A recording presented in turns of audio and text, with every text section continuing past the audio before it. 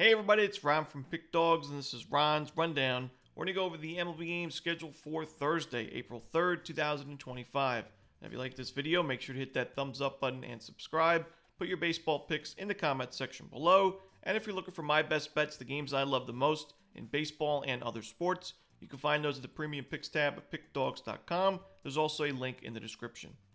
Alrighty, here we go. Here are the games for Thursday, small card in Major League Baseball. First up, the Boston Red Sox taking on the Baltimore Orioles. Tanner Houck and Charlie Morton are your starters. Now, both of these starting pitchers really struggled in their season debuts, and both took the loss in their respective outings. But Charlie Morton, in his outing, 3 1/3 against the Blue Jays, a lot of base hits, 7 of them in those 3 1/3, 4 earned runs to go with it, but no home runs given up, just one walk, and he did have about a strikeout per inning with 3 Ks in the outing. So while his ERA is steeper right now on paper compared to Tanner Houck, I actually thought his outing, Charlie Morton's outing, was a little bit better because Tanner Houck in 5 2/3, he went deeper in the ball game, only had 2 strikeouts. He gave up 3 walks, gave up 2 home runs, and a lot of sharp contact to go with it. So I actually trust a little bit more Charlie Morton in this game, and I also trust the Orioles bats a lot more against a right-handed pitcher right now. They're top 5 in baseball to start the season in OPS and isolated power against righties with a low strikeout rate to go with it. Now, still, it's a very small sample size. It's just about a week into the season, but it's much better numbers than the Red Sox, who are below league average in team OPS and isolated power with a steep strikeout rate of 28% as a team and about 150 plate appearances against right-handed pitching. So I'm going to go with the Orioles in this one on the money line at home.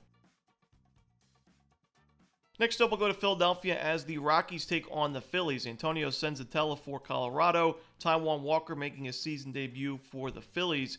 Now, we mentioned that in spring training, Senzatella was pitching very, very well. And in his first outing of the regular season, I also mentioned I don't usually back Senzatella too often because he doesn't really miss a lot of bats. He gives up a lot of sharp contact, at least in the past at Coors Field. He does do a pretty good job, though, at getting out of jams. We saw that all game long against the Tampa Bay Rays in that season debut. 4 1/3 innings, 9 base hits, and 2 walks to go with it with no strikeouts, yet no runs given up in a 2-1 Rockies win.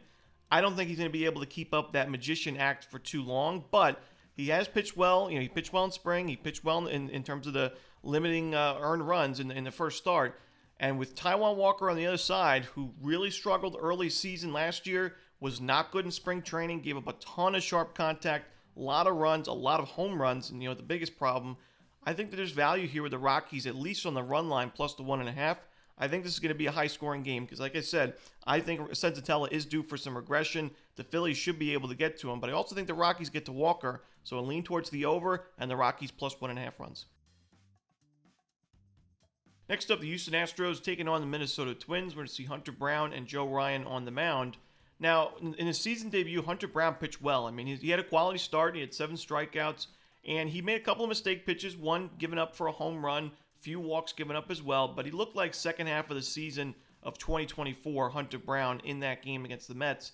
And for me, I don't think the Twins do too much offensively against Brown in the first 5-6 innings of this ball game. I think Brown puts together another quality start. The thing for me, though, is while I could see the Astros leading at the end of 5 innings or 6 innings, I think the Twins have the big-time bullpen advantage in this game and in this series. And I also think that Joe Ryan can do a good enough job early on to keep this game close. I don't think it'll be perfect. We usually see Ryan give up a home run or 2 in his starts, especially at Target Field at times. But I think he's still a very quality starting pitcher in this Twins rotation. Can go toe-to-toe with Brown a little bit. And even if the Twins are trailing, like I said, I think they have the big-time bullpen advantage. So in my opinion, if you like the Astros in this game, I would just take them in the first 5 innings. But for me, I like the Twins in the full game, so I'm going to take them on the money line. Next up, we have the Arizona Diamondbacks taking on the New York Yankees. We're going to see Merrill Kelly and Carlos Carrasco. Now, Kelly was pretty sharp in his season debut. I would like to see some more missed bats for him. Only 1 strikeout in 5 1/3 innings. He did also concede 4 walks in that game, but that's a Cubs lineup that's really heated up in the last couple of games. So to pitch 5 1/3 of 1-run ball, no home runs given up at Chase Field, a hitter-friendly ballpark, it was an impressive start for Kelly. Carrasco pitched against the Brewers out of the bullpen in the blowout win for the Yankees, that 20-9 final score. He wasn't great in his 2 innings that he pitched. A lot of base hits and some sharp contact to go with it. A home run as well. I think that the Diamondbacks are going to be competitive in this game. I think they can get to Carrasco early on. I think the Yankees can find a few off of Merrill Kelly, but I don't think it's going to be enough in the end. I think the Diamondbacks win this game. I lean towards the over as well, but give me Arizona on the money line. Next up, we have the Cincinnati Reds and the Milwaukee Brewers. Nick Lodolo and Nestor Cortes are your starters.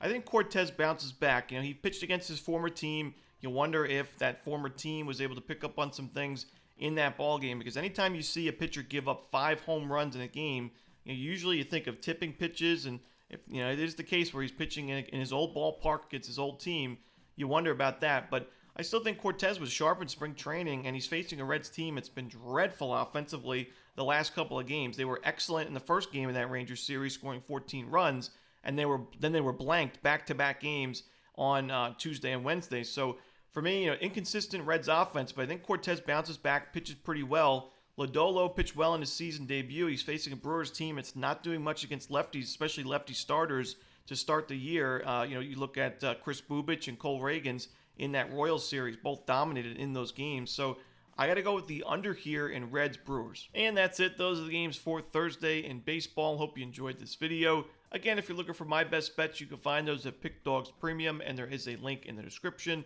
As always, this is Romanelli. Good luck.